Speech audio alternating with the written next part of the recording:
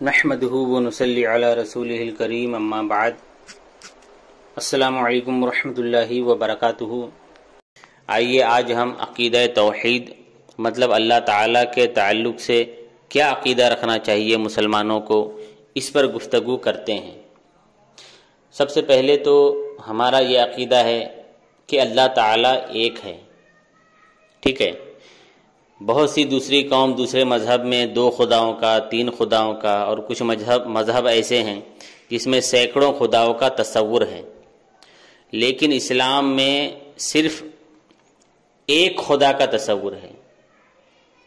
حضرت آدم علیہ السلام سے لے کر کے حضور صلی اللہ علیہ وسلم تک جتنے بھی انبیاء و رسول آئے، سب نے یہی بتایا، یہی تعلیم دی کہ اللہ تعالیٰ ایک ہے، ٹھیک ہے، اس کا کوئی شریک نہیں، مطلب اللہ تعالیٰ کا کوئی شریک نہیں، اللہ تعالیٰ کا کوئی پارٹنر نہیں، سمجھ رہے ہیں؟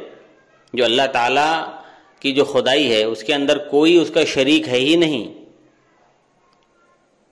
نہ ذات میں اس کا کوئی شریک ہے، نہ صفات میں اس کا کوئی شریک ہے، نہ افعال میں، افعال مطلب کاموں میں، نہ کاموں میں اس کا کوئی شریک ہے، نہ احکام میں، نہ حکم دینے میں اس کا کوئی شریک ہے۔ اب آئیے ان پر ہم تفصیلی گفتگو کرتے ہیں۔ سب سے پہلے تو آپ نے جان لیا کہ اللہ تعالیٰ ایک ہے اور اس کا کوئی شریک نہیں، اور اللہ تعالیٰ کی ذات میں بھی کوئی شریک نہیں۔ جو اللہ تعالیٰ کی ذات مبارکہ ہے اس میں کوئی شریک نہیں اللہ تعالیٰ کا، ٹھیک ہے۔ پھر اس کے بعد آتا ہے کہ اللہ تعالیٰ کی صفات میں بھی کوئی شریک نہیں۔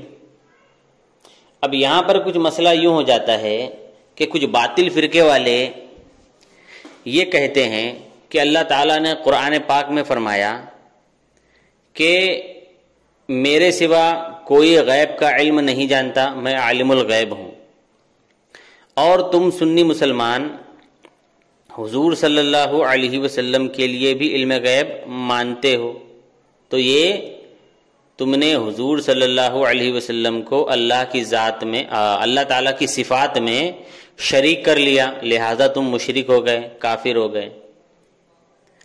اب یہاں پر ان جاہلوں کو یہی سمجھ میں نہیں آیا کہ جو اللہ تعالیٰ کی جو صفات ہے، ٹھیک ہے، وہ بہت ساری ہے، اور علم غیب پر اگر ہم بات کریں تو اللہ تعالیٰ عالم الغیب ہے اور حضور صلی اللہ علیہ وسلم عالم غیب ہے۔ حضور صلی اللہ علیہ وسلم کا جو علم ہے وہ محدود ہے، اور اللہ عز و جل کا علم جو ہے وہ لا محدود ہے، کوئی حد نہیں ہے اس کی۔ اللہ تعالیٰ کا جو علم ہے اس کی کوئی حد نہیں، اور جو حضور صلی اللہ علیہ وسلم کا جو علم ہے اس کی حد ہے۔ اب حضور صلی اللہ علیہ وسلم کے علم کی حد کیا ہے وہ صرف اللہ ہی جانتا ہے۔ اب جہاں پر اللہ تعالیٰ نے یہ فرمایا کہ غیب کا علم میرے علاوہ کوئی نہیں جانتا، تو یہاں پر یہ سمجھنے والی بات ہے کہ اللہ تعالیٰ کا جو غیب کا علم ہے، جو علم ہے وہ اس کا اپنا ذاتی ہے، خود کا ہے، اسے کسی نے یہ علم نہیں دیا، اللہ تعالیٰ کو کسی نے یہ علم نہیں دیا، بلکہ اللہ تعالیٰ کا جو علم ہے اور علم غیب جو بھی ہے وہ اللہ تعالیٰ ہی کا ہے، وہ اللہ تعالیٰ کا ذاتی ہے۔ اور جو حضور صلی اللہ علیہ وسلم کا جو علم غیب ہے وہ حضور صلی اللہ علیہ وسلم کا ذاتی نہیں ہے بلکہ عطائی ہے۔ کیا ہے؟ عطائی، مطلب کس نے دیا ہے؟ اللہ تعالیٰ نے دیا ہے۔ تو یہاں پر ان باطل فرقے والوں کو سمجھنے میں بھول چوک ہو گئی، جس کی وجہ سے وہ مسلمانوں کو کافر و مشرک کہہ کر کے خود کافر و مشرک ہو گئے۔ اس لیے کہتے ہیں کہ قرآن اور حدیثوں کو ڈائریکٹ نہ سمجھو، بلکہ جو ان کے جانکار ہے ان سے سمجھو۔ اس کا انڈائریکٹلی مطلب یہ ہو گیا کہ تقلید کرو، اور یہ جو وہابی قوم ہے یہ تقلید کو شرک کہتی ہے، حالانکہ ان کے مولوی جو بڑے بڑے نجدی وغیرہ جو یہ لوگ تقلید کرتے تھے. خیر، تو آپ کے سمجھ میں آ گیا. صفات میں مطلب جو اس کی ذاتی صفات ہے نا، اس میں کوئی شریک ہو ہی نہیں سکتا. تو آپ نے یہ سمجھ لیا. اب آئیے کچھ میں آپ کو اور مثالیں دے کر کے سمجھاتا ہوں. اللہ تعالیٰ قرآن پاک میں فرماتا ہے کہ میں دیکھتا ہوں،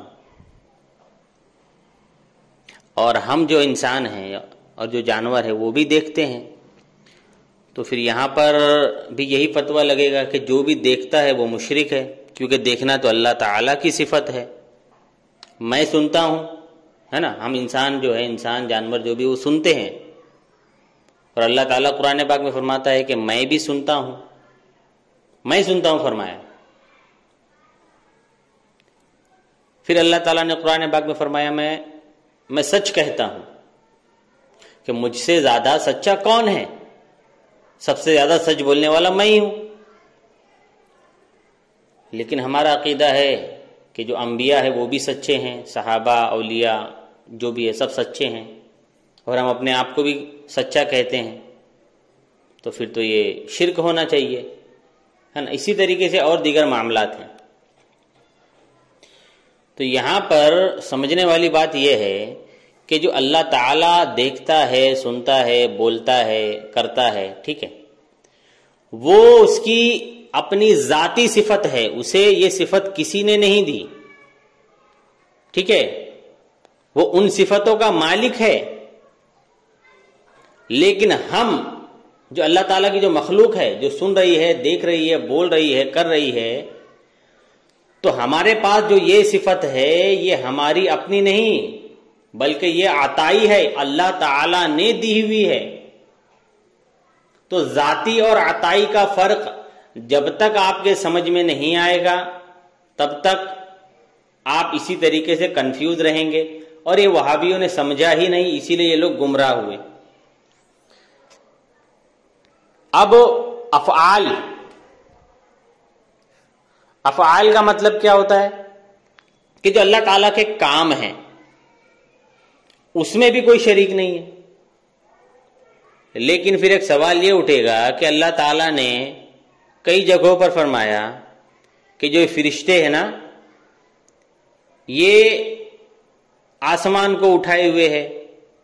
یہ جو ایک فرشتہ ہے وہ وحی پہنچانے کے کام پر معمور ہے. ایک فرشتہ ہے جو لوگوں کی روح نکالنے پر معمور ہے. ایک فرشتہ وہ ہے جو قیامت کے روز سور پھونکے گا.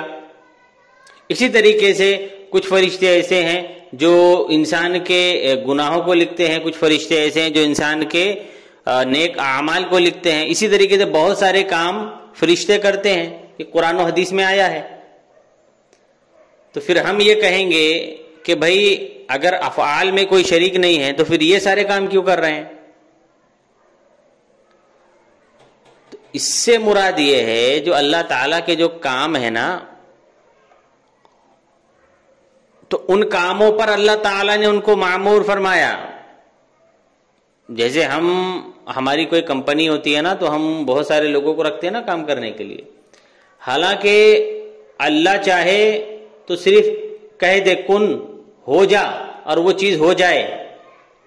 یہ ضرورت نہیں ہے فرشتوں کو آسمان اٹھانے کی اور نیکیاں لکھنے کی، ٹھیک ہے، اور دیگر معاملات کی. اگر اللہ چاہے تو کن کہہ دے، ہو جا کہہ دے اور سب چیز ہو جائے.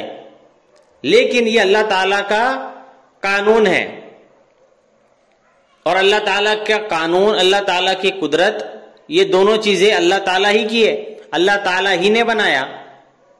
ٹھیک ہے، تو اب اگر یہ عقیدہ رکھا جائے کہ جیسے بارش برساتے، کچھ فرشتے ہوتے ہیں جو بارش برسانے پر یہ معمور ہے اس کام پر، تو اگر کوئی یہ کہے کہ اگر اللہ تعالیٰ نہ چاہے تو بھی فرشتہ بارش برسا دے، تب جا کر کے یہ کیا ہوگا، اسلام کے خلاف عقیدہ ہو جائے گا، شرک ہو جائے گا، کفر ہو جائے گا. کیونکہ جو بارش برسانے کی طاقت دی ہے فرشتے کو وہ اللہ تعالیٰ نے دی ہے. اب اگر کچھ لوگ کہے کہ بھائی جب فرشتہ آئے گا تب ہی روح نکلے گی، تب ہی موت آئے گی، اگر فرشتہ نہیں آیا تو ہمیں موت نہیں آئے گی، تو یہ بھی غلط عقیدہ ہے کہ اللہ چاہے تو بنا فرشتے کے بھی آپ کی روح قبض کر سکتا ہے. مطلب ان کاموں میں اللہ تعالیٰ کا کوئی شریک نہیں، بلکہ اللہ تعالیٰ نے ان کو یہ طاقت و قوت دی ہے اور ان کاموں پر معمور فرمایا ہے کہ وہ یہ کام کریں. امید کرتا ہوں کہ آپ سمجھ گئے ہوں گے. تیسرا، احکام میں، حکم دینے میں. جیسے اللہ تعالیٰ نے حکم دیا کسی چیز کا، اگر کوئی عقیدہ رکھے کہ نہیں کوئی اور بھی حکم دینے والا ہے تو یہ غلط عقیدہ ہے. جیسے اللہ تعالیٰ نے حکم دیا اے فرشتوں بارش برساؤ،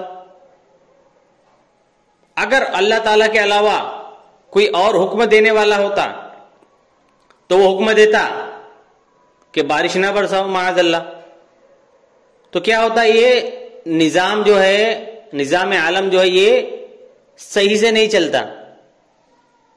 اس کو یوں سمجھیے کہ ایک حکایت ہے کہ ایک شخص ایک بڑھیا کے پاس جاتے ہیں اور اس سے کہتے ہیں کہ اے بڑھیا خدا کے ایک ہونے کی دلیل دو. تو وہ چرخا چلا رہی تھی.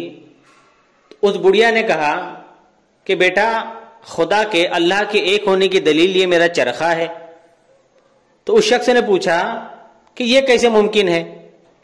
تو اس عورت نے کہا کہ دیکھو بیٹا، میں چرخا چلا رہی ہوں، میں اکیلی ہوں،